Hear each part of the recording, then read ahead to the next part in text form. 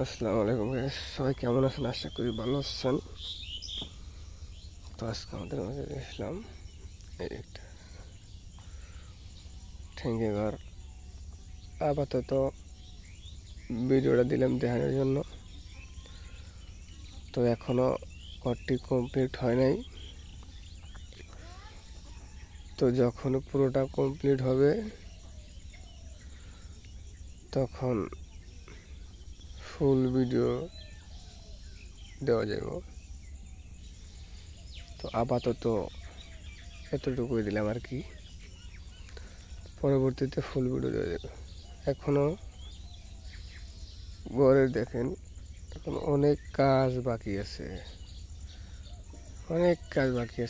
এখনো ঘরের কিচ্ছু হয় নাই, শুধু উপরে চালটা ওঠানো হয়েছে।